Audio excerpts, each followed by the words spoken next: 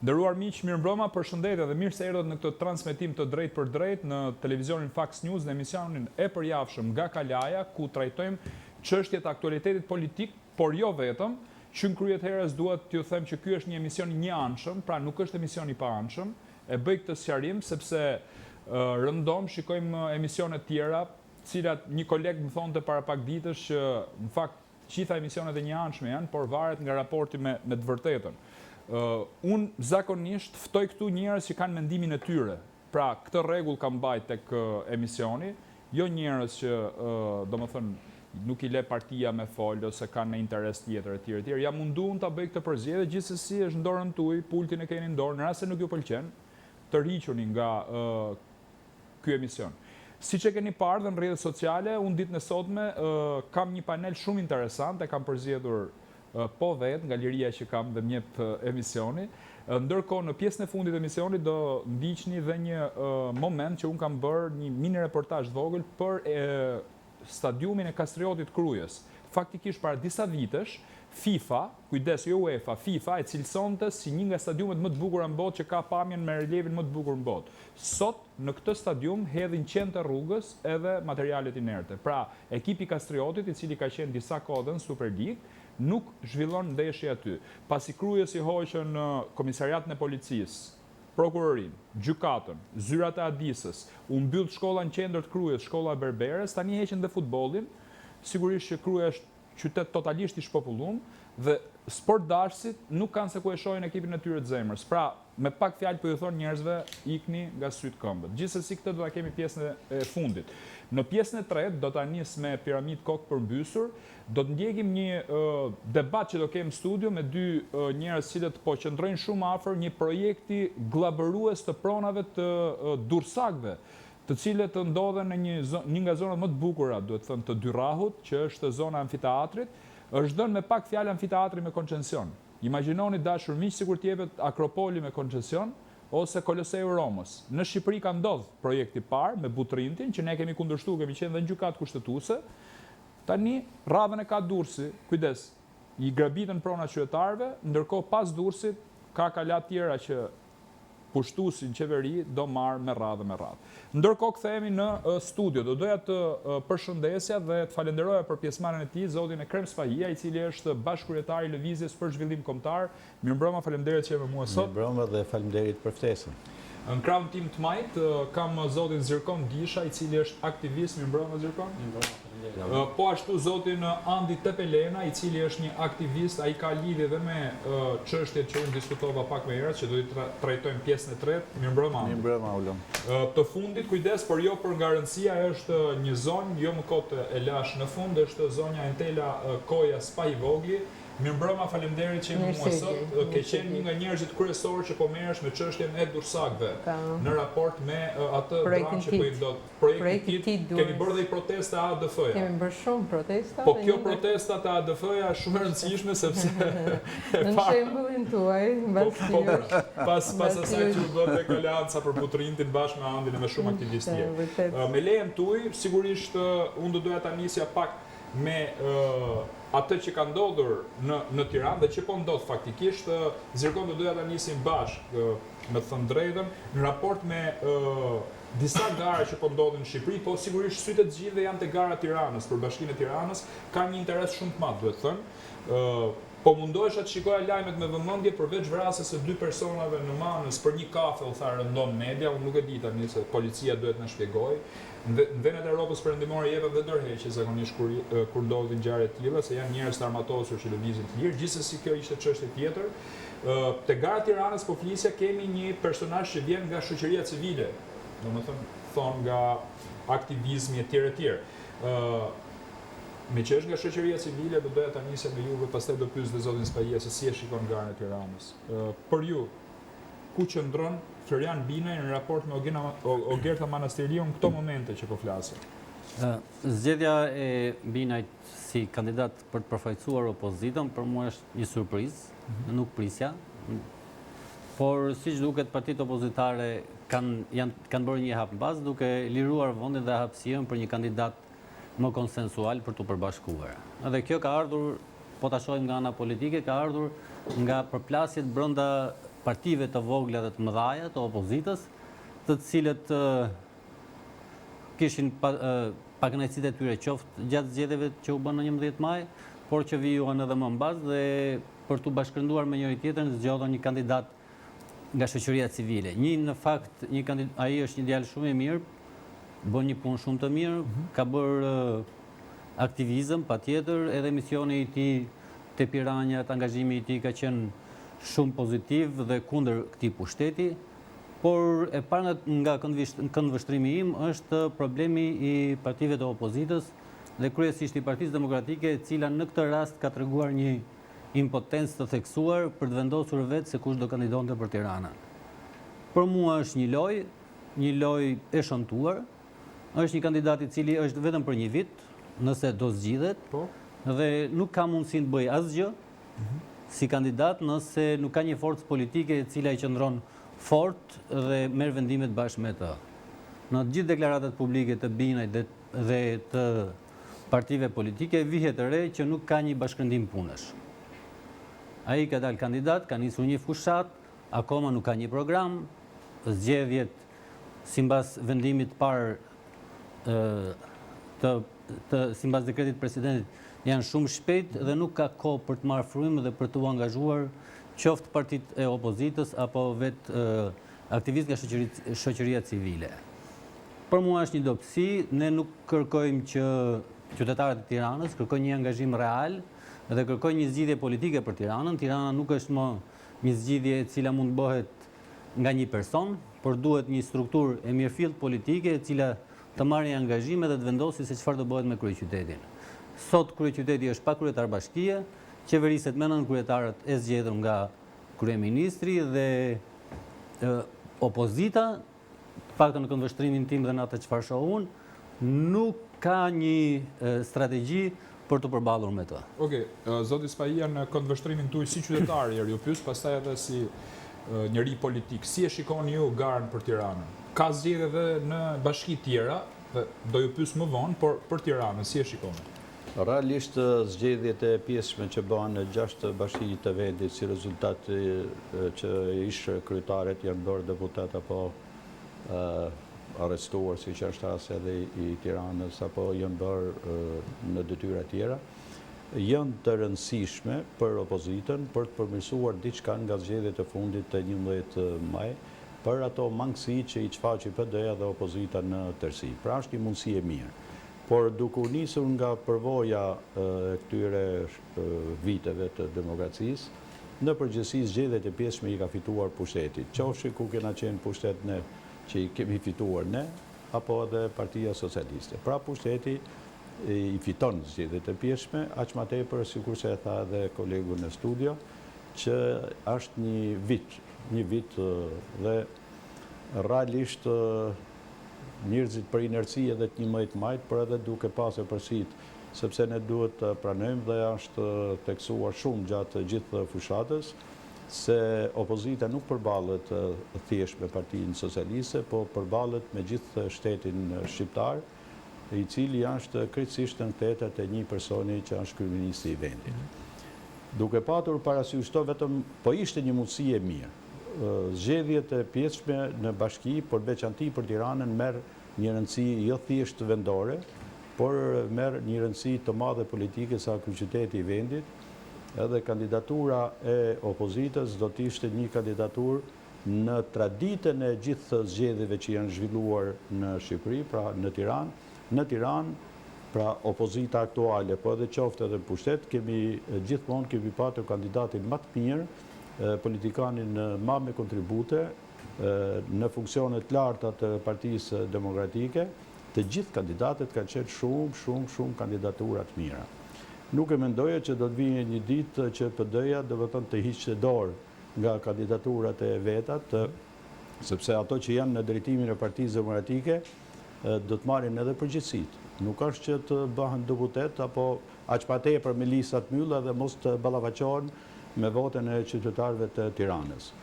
Ne mendonim që do të ishte një nga figurat kryesore të Partisë Demokratike apo partive të tjera që gëzojnë një popularitet në qytetarinë e Tiranës, ke votuesit e Tiranës, Dhe nuk e mendoje që do të vije dita që përpara, për 30 e sa vite, ishte fati më i madh dhe që një kandidat të kishte siglin e Partisë Demokratike, krenari e madhe.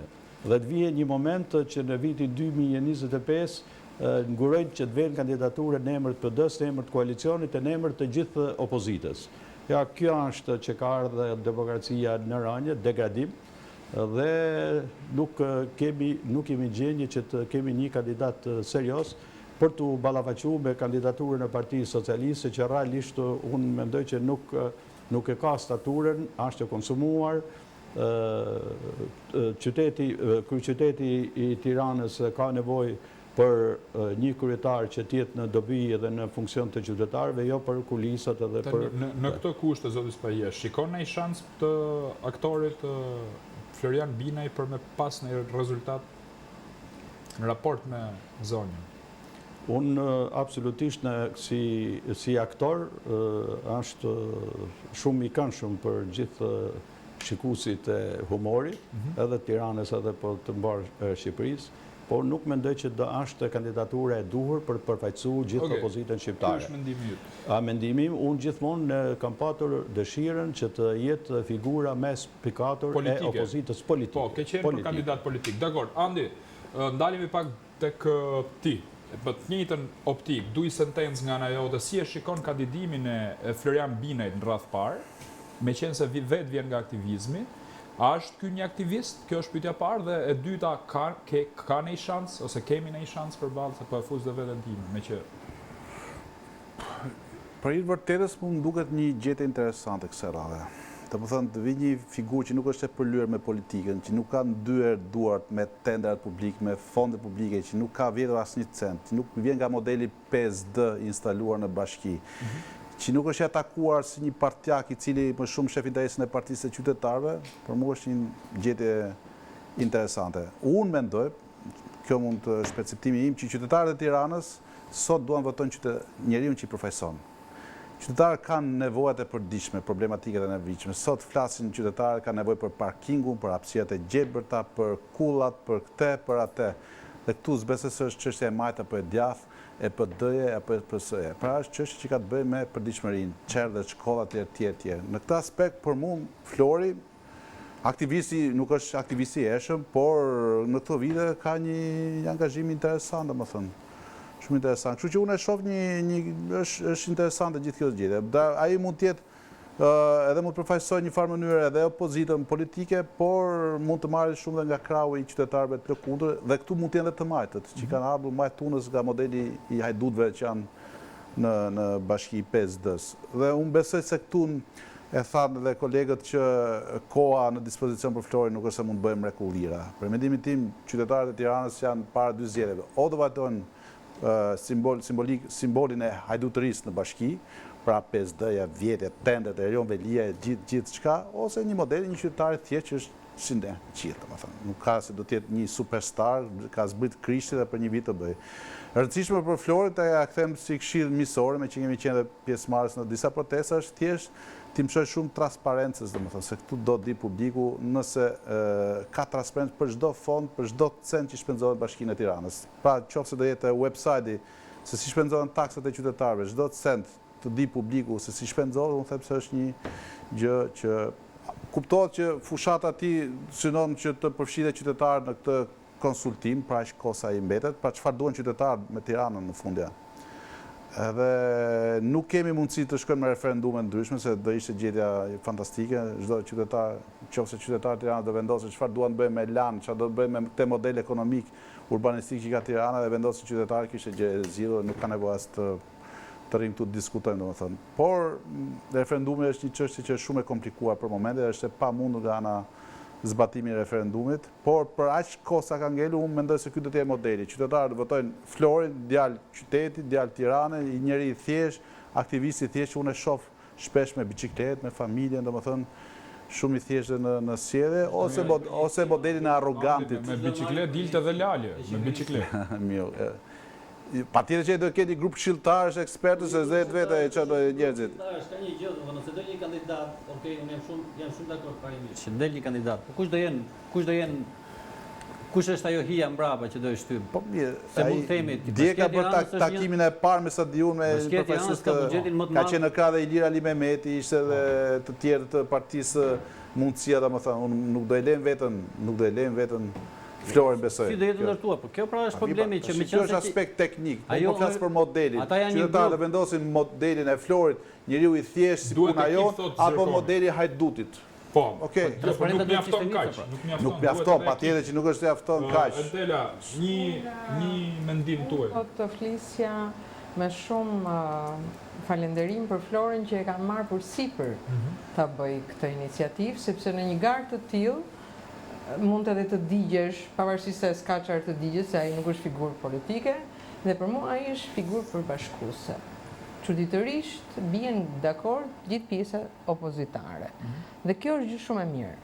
Në qoftë se do më pyesnit mua në mendimin tim, unë do doja që në krye të bashkisë të ishte një teknicien. Dhe çuditërisht fakti është që ai djalë ka mbaruar arkitekturë. Pra ai është teknicien. Pavarësisht se ka, për mua, për profesionin që ka pas, profesioni i aktorit është një profesion shumë I bukur, po ka pas një profesion shumë më të fortë për të zhvilluar, por shumë mirë që ka bërë atë që ka bërë. Ai është ndër njerëzit e parë që do t'i kuptojë gjithë hallet e Tiranës, pikërisht duke qenë arkitekt. Pastaj gjërat bëhen me ekipe. Në qoftë se di të ndërtosh ekipet e duhura, nuk ka, ne kemi shembuj të drejtimit politik të njerëzve që janë pa shkollë deri tani, apo që s'kan ekspertizën e duhur ligjore, ekonomi, po themi në fushën e ekonomisë apo në fushën e inxhinierisë.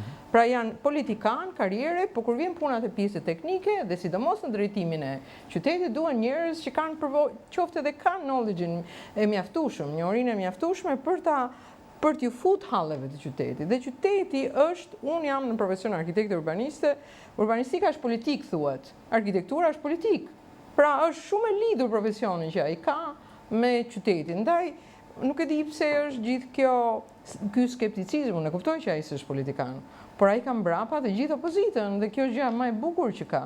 Domethënë fakti se si po I përbashkon po opozitën është gjë shumë e bukur. Askush, ashtu siç tha dhe Andi, që ai përbashkon deri pjesën gri, deri pjesën tjetër, të cilët nuk e duan thjesht si aktorë, duan si njeriu I cili e merr mikrofonin si të gjithë tjerët në protesta të thjeshta apo në protesta të mëdha. Nuk merr radhën aty të bëhet I pari, të marrë mikrofonin I pari sepse këtu jam unë. Kjo e bën atë figurë me këmbë në këtop. Në modestia që ka një njeri, pavarësisht nga fama që ka, është medalja më e fortë që ka ai për të kontribuar në këtë fushat. Ka vetëm një moment se dhe ke ndërhyrje? Jo, doja të bëj vetëm një parashtrim tek për shembull te protestat e teatrit, nuk e kemi parë. Ne kemi qenë të gjithë rrotull, po kjo do të thotë që nuk kemi qenë. Edhe herë, ai është aktor dhe një pjesë e aktorëve u përdorën si imazh nga Erion Velia. Tani ti jemi realist. Unë jam një njeri që I them të vërtetat aty, domethënë duhet I themi ca gjëra hapur.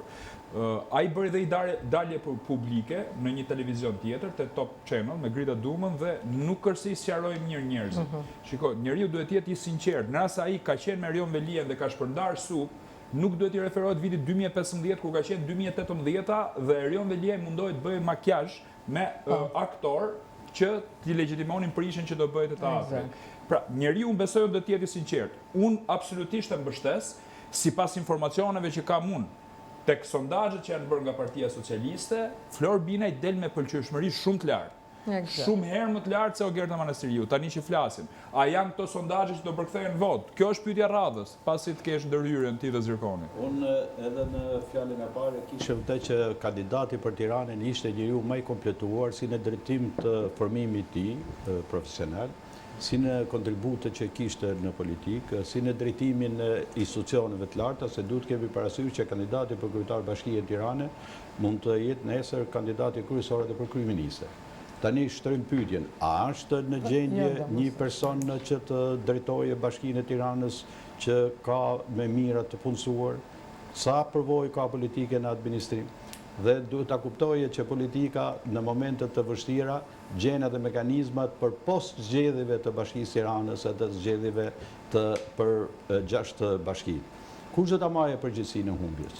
Pra, me një gjë vritën dy zogj. E para, që shoqëria civile ja dështoj.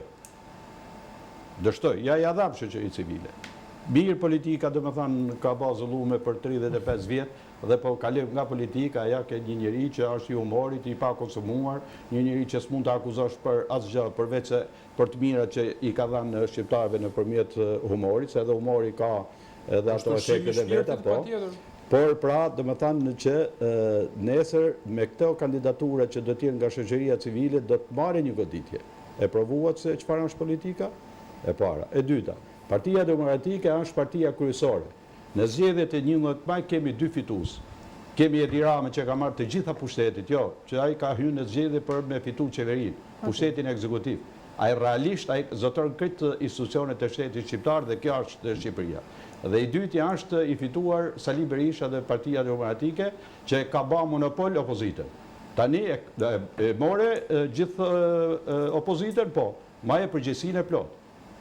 Sali Berisha duhet maje përgjegjësinë e plot për zgjedhjet e 11 majit edhe për të ardhmen e kësaj demokracie. Është konkurrencë, ju jeni televizion, për do të ballafaqoni me televizionet e tjera. E ka marrë krejt monopolin e opozitës.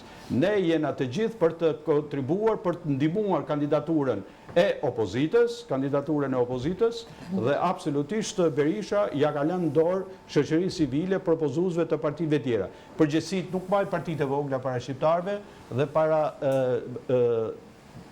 do t'jenë sa votues ka Tirana. Tani na hapet disa teza anë të kenë ndërhyrje për tezat e SPI-së tani. Jo, ka një skepticizëm që ta parashtroj pak më ndryshe që ja u dham tyre në dorë edhe këta humbën. Pra, a është kurth kjo që thotë SPI-ja? Nuk dua ta mendoj kështu. Po edhe sigur të fitoj që do bëjë në një vit. Kush do marri, Se prisni ka shumë për një vit. Supozojmë të dështoj. Në një vit vetëm fitoje, këtë do ta mshesin fitoje se për një vit s'ka të bërë. Edhe sigur të fitoj nesër del dhe bashkëpunon ngushtësisht me Edi Ramën, siç po bashkëpunojnë plot ish deputet të PD-s. Nuk janë supozime, është një vit. Në një vit kohë ti nuk mund të përfitosh asgjë. Po tash çfarë të japim? O Gertës të japim, se këto ke dy zgjedhje. Nëse hyn, jo, ke tre fakse është jam shumë dakord, le të hyj këtë radhë Flori, siç ka hyrë, unë jam shumë dakord.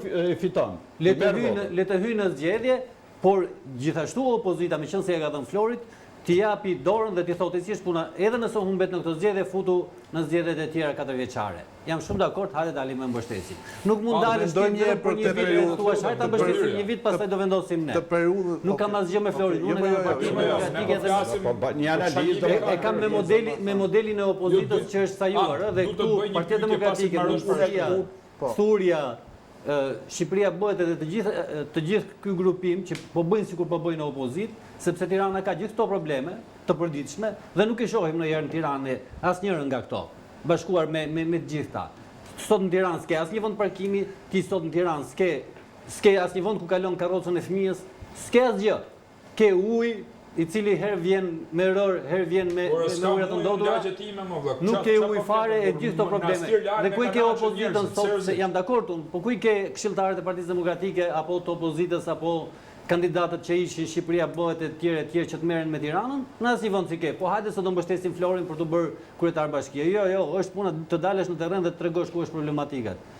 S'ke asnjë, domethënë janë shtuar numri i makinave, ka shkuar parkimin në çdo cep Tiranës. Dhe këtë e dim të gjithë. Me këtë që thuti, po. Ku është opozita? Na fut në një optik tjetër, të lutem. Ne biles të dalim te problematika kur ishim në Varrezat e Sharrës, se ishte një nga çështjet që do i shtoshim dhe Florin në fushetor, çfarë do bëhet me Varrezat në këtë qytet. Mbarun Varrezat. Mbarun, nuk ka më vend.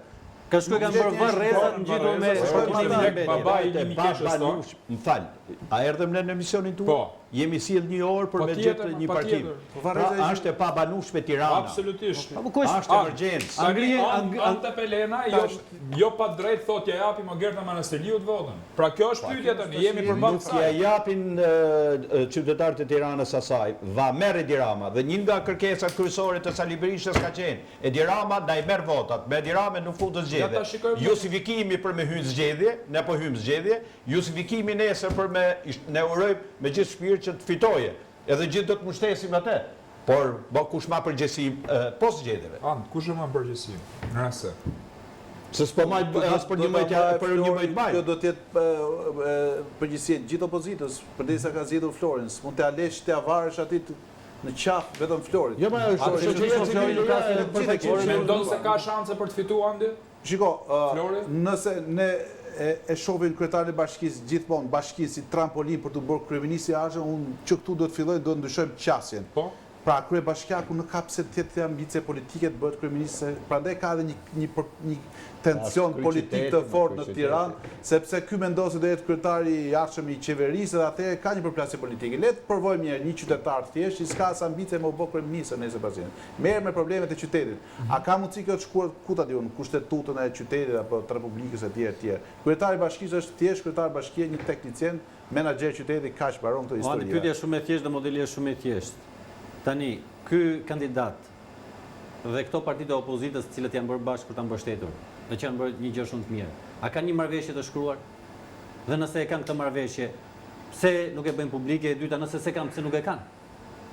Ti me shumë të drejtë se i bëjnë presion në opozitën, partitë opozitës si të bëjnë transparent marrëveshjen, se këtu jemi për t'i bërë presion Partisë Demokratike, kush janë partitë janë partitë opozitës, më bashkuar gjithë. Shumë dakord me ty. Çfarë marrëveshje kanë ata me kandidatin? Dhe prandaj doja t'ju bëj pyetje, ju keni eksperiencë ti në aktivizëm, Zirkoni po ashtu, zoti Spajia ka mbajt poste publike dhe në tela. Problemi është këtu, ka dalë kandidat u bë gati 2 apo 3 javë.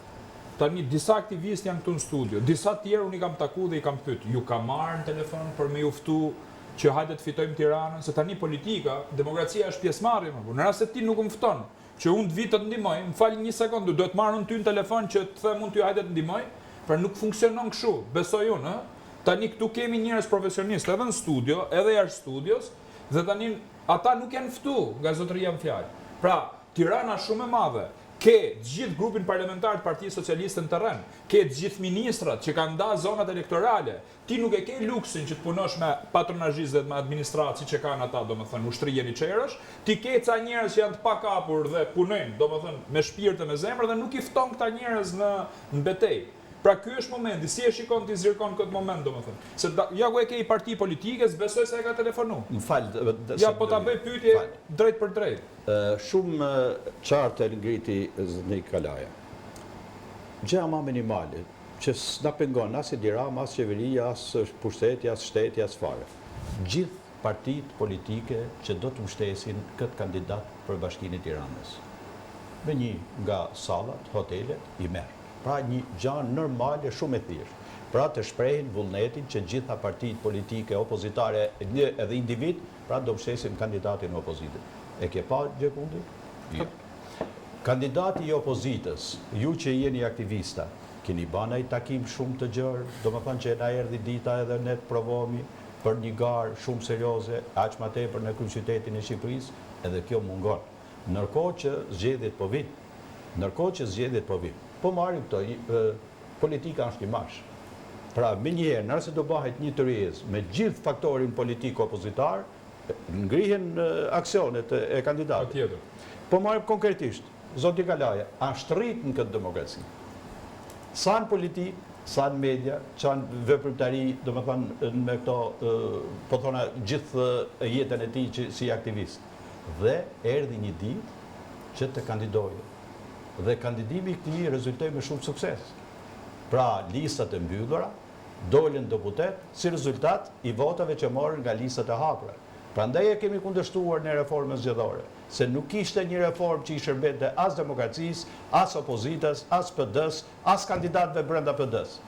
Dhe po përballet me të gjithë mundësitë e tij, edhe ligjore, edhe mediatike, edhe morale, edhe sociale, ore pa drejtësimën. Pra, këtu nuk bëhen zgjedhje, por nëse do të bëhet shoqëria civile, që të respektohet vota. Kosova ka 1001 mangësi, pra ma zgjedhjet i bën zgjedhje. Ato rezultati del për 24 orë. Humsi e pranon humjen. Fituesi, do më thënë vetëm Albin Kurti, do më thënë përdor gjithë të mekanizma duke marrë shembullin e Edi Ramës. Prandaj ne kemi modelin. Ja, modeli më i mirë që e keni studio, që e ka da menjen, mi shërby në politikë futesh mi shërby qytetarëve, mi shërby atdheut edhe kombit, edhe Shqipërisë. Pra nuk hyet politika, nuk mund të imagjinoj unë që hyn politikë, që sepse do hysh politikë, do të lesh hallet e tua personale, familjare, dhe ti përgjigjesh ato që mendon që i përfaqëson në kuvenda në institucion.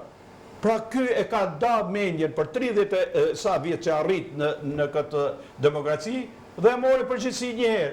Por a e keni pa ju në gjithë këtë betejë ligjore që po bën që ka pasur mbështetje partitë politike apo partinë kryesore, partitë demokratike? Pra kjo është mu përballë me të keqen. Dhe ne nëse nuk do të përballemi me të keqen, absolutisht ne vetëm hym në zgjedhje po. Ja, modeli më i mirë për gjithçka. E kena këtu. E kena këtu. Do ishte lutsh për ne Aulonit ishte kandidat. kandidat. Jo, po atëre pse? Se gjinë të njëri i paprovuar. Pyetjen, domethënë, jo, do shkojmë në hapësirë publicitare dhe do ju ftoj të do vazhdojmë këtë. Ka i qasë kombëtar më shumë Aulonit. Zotnia që është kandidat, mendojmë duhet telefonoj dhe ty në tele, edhe Zirkonin dhe Për çdo person më. Ekremin dhe të gjithë njerëzit që t'i ftoj për me fitu. Unë nuk di ndryshe se si fitohet. Nuk e di. Për te kësaj unë... Jo, do më japësh përgjigjen pas publicitetit? Okej. Publicitet dhe rikthehemi. Jemi rikthyer sërish në studio të nderuar miq pas pjesës parë debatit fokusuar totalisht tek Bashkia e Tiranës sepse ka interesin më të madh Zirkon, po më thoje se ndërpreva. Kishe një ndërhyrje. Unë po thoja që në zgjedhjet e Tiranës nuk kam asgjë me kandidatin thash, edhe nuk pres që telefonatet e kandidatëve të tjerë kërkojnë nga partitë e opozitës që të marrin përgjegjësinë dhe të tregojnë çfarë marrëveshje dhe çfarë statusi do kandidoj zoti Binaj. Dhe pastaj mbas kësaj filloi të kërkoj votën. Tani ne nuk e dim as sa çfarë pozicionesh do kenë partitë aleate që janë bërë gjitha bashkë. As çfarë përgjegjësish do marrë secila, duke i marrë gjithë faktorët. Po nëse dështon, po nëse fiton, si do shpërndahet kjo merita, nëse dështon, si do shpërndahet përgjegjësia. Gjithë këto elementë besoj që duhet të bëhen publike dhe duhet të ketë një marrëveshje të qartë dhe një komunikim me qytetarët e Tiranës. Në aspektin politik, ne e mbështesim pasi lloj kushti. Fare. Vetëm fitoj. Unë jam qytetar dhe nuk Vetëm por kërkoj... ne nga duke nis nga përvoja ne do t'i themi, t'ja bëjmë të ditur se si mund bëhet. Nuk kërkojmë asnjë lloj kushti. Vetëm të fitoj. Vetëm të ngreje frymën e qytetarisë së Tiranës që të largojmë të dominimit socialist, o 12 vjet, dominim socialist, domethënë është një çmenduri. Si qytetar ata duhet të japin shpjegime. Pastaj çështja si pjesës politike se kështu. Jo, si jeni Jo, se kështu me politikë ne nuk kërkojmë asgjë. Edhe një herë jeni Nuk kërkojmë asgjë, ne do mbështesim vetëm të fitoj. Ne si qytetar nuk kërkojmë që vetëm të fitoj. Ne partitë politike kanë hyrë garë. Këtë radhë jeni ju. Jo, kush janë? Stafetën ma kanë lënë ju. Shoqëri civile. Shoqëri civile jeni në provë. Janë partitë politike të cilët kanë përcaktuar. Gjatë tyre 34 vjetëve ka dëshmuar që ndjek element parime demokratike dhe tash janë justifikimi për humbjen. Kush ka përgjegjësinë? Dhe tash ja, keni thënë parti treja. Parti treja nuk i lën as i vot aty në kutit votimit, ai do të dështoje. Ja shoqëria civile, jam këtu. Ja e morët. Po prap, ato zgjedhën nga partitë politike. Jo, sa zgjedhja nga partitë politike, ai ka dalë kandidat dhe mbështetur nga partitë. Ky shoqërisë, kandidati që i për Tiranën thotë, unë nuk a mund të imagjinoj, nuk dal në kratë Sali Berishës. Nëse do ishte një kandidat, nuk dal në kratë të partive politike. Pra, maja përgjegjësi, pra do të thotë që shoqëria civile do të jetë organizuar në maksimumin e mundshëm për të treguar veten, a jeni formalisht, jeni maketë se partitë, apo keni diçka që edhe shqiptarët tu besojnë. Ka hum, politika është edhe besim, ka hum besimi, kush rikthet besimi. Atëherë keni një mundësi të dëshmoni. Ora edhe mos një gjë, zgjedhjet e Tiranës prandaj thash, që kena mundësi me përmirësu diçka nga zgjedhjet e 11 majit. Nëse do të rritë rezultati, është një fitore jashtëzakonshme. Është një vit e pak. Erdhën 2027. Dhe në aspektin personal, ky promovohet në mënyrë të jashtëzakonshme. Patëherë si përfaqësuesi i shoqërisë civile, është edhe detyra ju që ta mbështesni me të gjitha mënyrat, me rrjetet sociale, me media, me takime, ajo që do ta ngreje frymën. Pra, se absolutisht nuk do të bëje gjatë për sa kohë do të ketë në dispozicion. Për ama vetëm ta largojmë. Ta largojmë pse një herë se para Tirana ka ra edhe ajo. Se kështu, orem një gjë. Unë jam optimist, ne kena kalu diktaturën më të egër në Europën komuniste. Dhe kena që gjithmonë me shpresë një ditë do të bjerë dhe ra. Ne dy shemuj do të sjell. 97-a, a mund të imagjinoj që në zgjedhjet e 26 majit 1996 apo zgjedhjet e tetorit 96 fituan me 105% kandidatët e PD-s. Fituan, domethënë, mbi 90% të komunave. Edhe PS-ja u dorëzu tha, nuk fitoj më pushtet. U dorëzu totalisht. 5 deputet mori mazhoritar. s'ka luan 4-5 muaj edhe u përmbys gjithë shka. Një, në 2005 thonin që nuk vjen ma Partia Demokratike pushtet, ja që erdi. Shifin në Macedoni, partia që kryesonte me bashki, me parlament, për të gjitha, tashi ka shku 3-4 komuna ka marrë. Pra, situata përmbyset, por nëse gjallët besimi, që ato që kanë marrë përsi për drejtojnë opozitën, mos tjenë ma do me thanë që vetëm të kalin lumin edhe pas taj tërhiqet. Shqiptarë nuk shkojnë mas politikanëve. Ja ku e keni ju mundësin, prini shqiptarëve, shqiptari ka tradit, o të prin, o të pushtetit. Ju e keni mundësin me 6 bashki të tërgoni vlerat e shoqërisë civile se sa jeni gjenje mu përballë me këtë politikë që realisht njerëzit ka gjetë rrugën më të vështirë edhe më të lehtë në thojza me ik. Me ik. Atëherë ja ku e keni edhe keni përgjegjësinë e plotë. E para vetëm ta sqaroj këtë. E para nuk është e shoqërisë civile, por zgjedhja e partive politike. Është model hibrid do të thoja kështu. Është e partive politike. Domethënë është zgjedhur një kandidat. Nëse do ishte e shoqërisë civile do bëhej tjetër ndrysh. Le të dilnin 5 aktivistë, nxirrin kandidaturat, të bëhej një votim, një tash keni fituar justifikimin tash u mu tërheq. Jo, do të kishte thënë ju jepet mundësia në për studio. Ne nuk i duam firmat e Partisë Demokratike dhe asnjë partie politike të mbledhin vetë ne. Në tavolinat në sheshin Skënderbej apo me gjatë. Del Partia Demokratike. Del Partia Demokratike dhe thotë unë mbështes filan kandidat, ose del Partia Mundësia dhe të mbështes unë X kandidat edhe kështu bie gjithë skema. Absolutisht unë kam të që unë bëj pakthirrje për shoqërinë civile, për ato që mendojnë që ja e keni një mundësi për me tërgu vlerat tuaja mu përballë, jo në mënyrë demokratike. Është model i zgjedhur jo nga aktivistët dhe jo nga qytetarët e Tiranës, është i zgjedhur. Duhet ta pranoni që është figurë përbashkuese. Tash e zgjodhi politika apo e zgjodhi shoqëria? Nuk e zgjodhi politika, e miratoi. Përbashkuese. Po pse nuk miratoi Ermal Hasimen? Urdhë? Pse nuk miratoi Ermal Hasimen? Se kishte edhe kandidat Ermal. Po pse nuk ishte një gjë me Florin? Po pse nuk u bë një garë, një model, hajde mes 4 kandidatëve të shohim, të bëjmë një poll dhe të shohim cili do jetë kandidati më i votuar? Dhe kjo do ishte mënyra që do ishte janë zgjidhje në mënyra të futun debat tanë se mje jashtë. Jo, shiko, unë gjitha këto janë, sidomos modeli Berishës si zgjedh mënyrë zgjedhje personale që bën i cakton ai, ky është modeli më që ka shkatruar demokracinë. Se do dalim me te kodi zgjedhor, se një nga arsyet që jemi këtu është ai kod zgjedhor i 2008-s, prandaj jemi në këtë gjendje, se janë 2 kryetarë partisë, 2 boset e partive që vendosin kush do jetë kandidati, kush do jetë deputeti etj. Por kjo është një luftë që do ta bëjmë ne si shoqëri civile për përmbysjen e kodit zgjedhor, se këtu është ngërçi më i madh është thembra e Akilit. Nëse nuk përmbysim te kodi zgjedhor, ne është kod që flasin për gjithçka këtu. Eksakt. Tjetër gjë, lufta që do të bëhet parimore për mua, do të ketë decentralizim total të pushtetit të qeverisjes lokale nga pushteti qendror. Nuk do të vi kryeministri të vendosi kush do jetë drejtor të marrë dhe plerat e qytetit dhe shkollat dhe çerë shukë me decentralizëm. Na sjell komunizëm, çfarë dyshimi ka? Komunizëm ishte sekretari përgjithshëm vendosur për gjithçka dhe për qytetin. Po su decentralizu qeverisja lokale nuk është, kjo do të lufta jon parimore si shoqëri civile. Megjithatë unë mendoj në këtë situatë ku jemi ne, ku kemi një njeri që i ka kapur çdo lloj pushteti, pra de facto jemi në regjim, s'ka regjim absolut. Unë do shifsha modelin e Turqisë, ku të gjithë bashkë kryu një front i madh opozitar, parti politike, shoqëri civile etj, u mobilizuan më në fund pas 20 vjetëve, e kuptuan që duhet bashkohen dhe të morën qytetet kryesore. Efektivisht Stamboll dhe qytetet kryesore, dhe këtu do fillojë rënja e Erdoganit. Pa ama mbas 20 vjetëve kur kuptuan që me partit vogla, me kandidat pavarur etj, ky fragmentarizim nuk na çon gjikundi. Pra është një zgjedhje inteligjente për herë të parë për mendimin tim, ku politika, edhe shoqëria civile, ku janë qytetarët të angazhuar bëhen bashkë për të hedhur modelin e autokratit me fjalë. Antelia? Se ç'është numra që fund fare pastaj. Do të thënë të jem, do të thënë un kam rezervat e mia ndaj figurës së Florit, jo për faktin e si thash teknicenit, po thjesht të pjesës së menaxhimit. Që të menaxhosh ekipe duhet jesh, të paktën kesh një eksperiencë paraprake. Por gjithsesi insistoj në faktin që ai është figurë përbashkuese.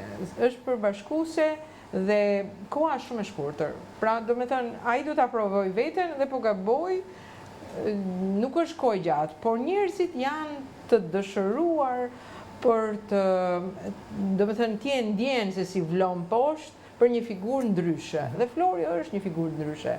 Dhe ndryshe nga ju, më parë, unë me kriteret që i vëni një kandidati, me kaq shumë restriction, unë them edhe Mesia, u a thash përpara, edhe Zoti të zbrezi këtu, nuk do t'i plotësonte kriteret, apo t'i bashkonte politikën, po themi gjithë pjesën opozitare apo shoqërinë civile. Ndaj personalisht jam jo thjesht pro, por ne duhet jemi këtu dhe t'i themi Florit me çfarë mund të ndihmojmë.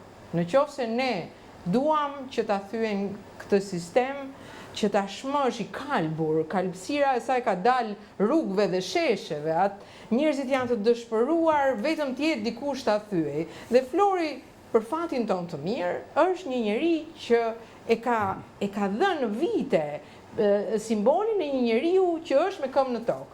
Për të tjerat, po të shkojmë edhe t'i kërkojmë ato po themi kurikulumet në njërën anë apo në tjetrën, e sigur që gjithmonë do gjejmë arsye për të thënë minus apo plus. Kjo jam plotësisht me fjalën tuaj. Pra, është edhe një hap që duhet ta vlerësojmë. Eksakt. Është guximi i madh. Pse? Po. Që votat politika e ka për t'i marrë. Kjo është lajm i mirë. Ka për t'i marrë votat politike. Shtohet pyetja sa vota do të marrë për te politikës. Dhe prandaj është një, po thonë miksim, që të gjejmë një kandidat që dalë nga partia. Pra dalë nga votat tradicionale. Por teorikisht po, praktikisht po, nuk ekziston. Ka qenë në listën e hapur. Kandidatët që ishin listën e mbyllur filluan pushimet. E kishin sigurt se ky do të lëvizte gjithë qarkun e Durrësit. Po.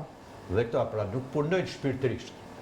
Pra nuk ishte një sistem pra ju bini dakord që sistemi zgjedhor është po nuk është me atë që ta ambi. Po nuk është çështje që filloi sot. Lajmi kryesor i ditës sot ishte që u kriju komisioni parlamentar për reformën zgjedhore. Pra, për kur fillon, e japin me bujë. Dhe pastaj nuk e bëjnë për 2 vjet, 3 vjet, 4 vjet, dhe duhet seanca e funit 12 natës, që të miratohet si të bjerë dakord 2 parti. Leti besojmë se radha që do ta bëjnë ndryshe. Pra ndaj them unë, pra që në aspektin politik, a thirrje dhe sinqerisht e ndjen, ai që ka hyrë politik me kontribuar ndjen, vetëm të largohen. Nuk asnjë s'kemi. Tash mobilizimi juaj sa do të jetë. Pra, se diferenca do të bëjë. Jo, më fal. Se cilit nga ne. Edhe një. Unë nuk jam shoqëri, unë jam individ. Dhe unë individualisht do doja ta ndihmoja. Ashtu si ju duhet të ofroheni gjithë individualisht, jo si përfaqësues. Ne e dijem, sepse edhe shoqëria civile, domethënë përveç se fondeve që marrin në mënyrë të vazhdueshme në emër demokracisë, në emër civilizimit, në emër të saj, në emër të asaj, me kthy, domethënë, me kthy edhe kemi kosto të madhe. Se kam se do da që kjo shoqëria civile. Shoqëria civile. Do ta ndajmë. Jo, po abuzimi më i madh është bën pikërisht në emër të shoqërisë civile. Dhe unë po them, po e hedh ndajte. Po nëse do të marrim më pak vota se çose dëshirojnë në mënyrë kategorike, që më pak se votat politike, atë ja shoqëria civile. Me çfarë merr? Kush i financon? Dhe çfarë përfaqësoj? Më fal, Zirkon, jo do të qëndrojmë pak këtu. Ne po bëjmë një farë analizë që ta kemi parasysh. Mund kthehet një kurth, pra të gjithë dëshirojmë fitoren atij zotnisë, po për mendimin tim ai zotnia duhet të ftojë faktorët dhe aktorët politik. Për mua duhet i telefonoj personalisht. Jo, më fal, një sekond. Unë dëgjova sot një intervistë Ermal Hasimes dhe tha, më ka marr Flor Bina në telefon dhe më ka ftuar që të punojmë bashkë. Tani sa e vërtetë është nuk ka rëndësi, po e besoj sepse e tha vetë. Pra, me këtë model ja ku qen nga pra modeli. Ka sa njerëz ke këtu që janë opozitar, ora se nuk po të jenë kaq shumë opozitar, bie Edi Rama. Unë po them pak telefonata ka për të bërë. Kupton, ka për të lodh një 2 orë me telefonata. Menoj unë, tani ne i urojmë fitoren. Problemi është do ta marrim invers, sepse ne jemi në debat. Ç'a ndodh? Në rast se ky nuk fiton, e para është kjo që thot Sfajiu që këtu thuhet që shoqëria civile dështoi, pra partitë politike dështoi shoqëria civile. Po nga ana tjetër, në 11 maj ne pam dhe i dështim tjetër të partive të reja politike, sepse ata megjithse u votbesuan, morën shumë vota, pam një sherr banal midis 2 karagjozve që dolën dhe thanë të futet tezja ime, halla ime, axhaja ime. Ja këto janë 3. Pra, apo kthehemi neve tani në një moment tillë që këtu nuk ka më shpresë, sepse vrasja e shpresës është më e keqja në këtë moment. Qëllimi kryesor ai. Ai është mungesë sinqeriteti. modeli që zgjodhen qoftë Nisë Nature, qoftë Shqipëria Bojën, ishin të pasinqertë, qoftë me qytetarët, qoftë me veten e tyre. Dhe pastaj e gjithë ajo çfarë duhet ndodhte para zgjedhjeve, ndodhi mbas zgjedhjeve kur doli vetëm një kandidat fitues dhe pastaj do ziheshin se kush Edhe Flori ka qenë te Shqipëria bëhet, mos gaboj. Po tjetër. Po s'ka marrë një qendrim publik pse u tërhoq, se u tërhoq. Po pra, jo vetëm Flori, po edhe Edlira Çepani, që vjen nga shoqëria civile, ka qenë aty. Pra, I kanë pyetur personalisht ore pse hoqet dorë, s'ka marrë fakt publik. Po pra, duhet sqaroj herë momenti ka problem. Ne kemi kërkesat e larta për kandidatët. Partia Socialiste mblidhet rreth grushtit, dhe ta mblidhen rreth unitetit. Partia Demokratike ka elektorat kapriçoz, jo vetëm Partia Demokratike, e djathta në tërësi. Dhe në rast se ti nuk bën transparencë, tu nuk isha te teatri, I kam shpërndas sup me Lalin, pse ika nga Adriatik Lapaj, etj. Pra duhet që ti dalësh dhe të flasësh me njerëzit. Më kupton? Pra kjo është ajo që po munohem të them, sepse kemi deputetën në Kuvendin e Shqipërisë që ne nuk I dim emrin. Tha kam 64.000 mandate. Dhe tha 2-3 herë. Por unë menoj nuk ishte lapsus, ishte gabim konceptual, është akoma më e rëndë. Pra, çfarë do provojmë? Ajo është zgjedhur për të sakrifikuar dhe më mbas për shkak të zënkave të tyre. Po pra, po partitë e reja pra. Këto janë partitë e reja, pra vjen keq. Është mungesa e sinqeritetit të atyre që drejtojnë këtë parti. Çfarë besimi mund të krijoje? Më fal. Sigurisht besimi është tyr, besimi I elektoratit të 11 majit. A vazhdon të thyet prap besimi? Kjo është pyetja ime për ju. Zgjedhjet e 11 majit rezultuan se 230 e sa mijë vota nuk I ka as PSI as PD apo partitë e tjera. Po. Që me 230.000 vota paktën domethënë ke rreth 20 deputetësh. Por edhe diaspora që votoi, që ishte hera e parë. Po ti kishin lënë mirë se në rang proporcional kombëtar nuk e pranonin. Po paktën ai ishin 12 zona elektorale 12 qartë që ta shtonin edhe një. Dhe ato 200.000 vota konvertoheshin në këto që lunte mazhorancën. Prandaj të gjithë mekanizmi është bërë që mos ta myllin këtë sistem. Gjithë mekanizmi është për ta kontrolluar dhe ata kanë gjetur mënyrën e duhur dhe atëherë, fal një minutë, ajo çapo them unë është duhet ta marrim si model nuk një person I vetëm edhe sa sensibilizoj opinionin shqiptar për një drejtë, ore e ka theksuar disa herë. Ore nuk jam të thënë që o do të hynë në parlament o s'ka, po të funksionojë sa parime demokratike. Fushatën që ka bërë Rauloni, ose ne kam ndjekur edhe për... Po e ka kënu një përvojë, ky e di se ku ka gabu. Rauloni s'ka gabuar asku. Rauloni ka bërë një fushat që... Atëherë pse ka një përvojë. Rauloni ka bërë një fushat lokale, dhe kur them lokale ka marrë ato zonat ku ai ishte kandidat për të zgjedhur deputet që ka qenë e jashtëzakonshme. Dhe sikur aq punë të bëj zoti Binaj, kandidati sot për Tiranë, aq sa ka bërë Rauloni në Durrës, unë jam shumë I bindur që ai do korri akoma më tepër vota, sepse ka kapur gjithë problematikat e qytetit. Tani ne kemi në një muaj kohë. Në një muaj kohë, le për problematikat e qytetit se s'ka për të zgjidhur kërkush. Si tifozleku, ore me. Po pse do të thotë nuk I zgjidh kërkush tifoz me te. Po jo mos ka të bëjmë me tifoz. Ore, tifozlek më ka koha me kthy, me I dhan kuraje, me I dhan mbështetje. Ju politikanët ta shohin me tifoz, vëgë lënë fare se për një vit ju vet po thoni që për një vit çfarë do të bëje. Po s'ka për çfarë bën për një vit. Po s'ka atëherë pse është gjetur të dalë kryetar. Kjo është. Pra domethënë asnjë mos preset se do të bëjë mrekullina në Tiranë. Por vetëm të largohet krahu I majtë nga drejtimi I Tiranës. Këtë unë jam si thot Aloni, ne jena transparent. Ore pra ne jemi nuk është transparencë, po nuk është kjo, nuk është ky model vetëm të largohet ai. Nuk ja jap votën të largohet vetëm ai. Le të rri më mirë dhe të mbaj përgjegjësitë vazhdimisht ato që po I ndodhin në Tiranë. Nuk ja jap votën atë. Unë ja jap votën atit që unë shikoj që më jep zgjidhje për 5 problemet që unë I quaj thelbësore në kryeqytet. Unë nuk ja jap votën dikujt tjetër ta provoj. Po një është trafiku, 2 janë parkingjet, 3 është ujrat, 4 janë hapësirat publike, 5 ke kanalizimet që janë bërë të bardha e zeza bashk. Mbi ndërtimin. Ke mbi ndërtimet në Tiranë, ke çmimin e shtëpive në Tiranë që kontrollohet nga një dorë.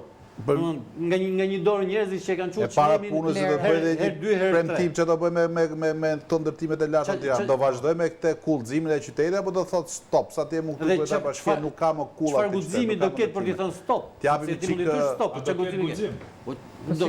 Duhet të kesh bazë që ti thosh stop, duhet të kesh mbështetje. Nuk mund të thuash ti kryeministrit stop dhe pa mbështetje. Duhet të kesh mbështetje që ti thosh stop. Pra duhet një vot revolucionar në Tiranë që ti nesër dalësh dhe thosh ti e ke po nuk do ndërtosh. Se çon gjysmën e Tiranës aty. Edhe kryeministri tërhiqet, se kemi parë ne tërhiqet kryeministri, nuk është nga ato lulet që vazhdo drejt, jo. Ai po pat presion është tërhequr te armët kimike, është tërhequr tek trau i Kuksit, tek ka tërheq sa herë që e ka parë veten, është tërhequr me studentët, sa herë që ka pas veten ngushtë është tërhequr, por kur ka një numër kritik njerëzish të cilët i ka kundër. Ka një masë kritike. Dy janë kryesore. Një kandidat që të fitoje simpatinë edhe të marrë votën e qytetarëve, votuesve, do të thosë, ore, a do të kesh bashkëpunim me njerëzit e krimit?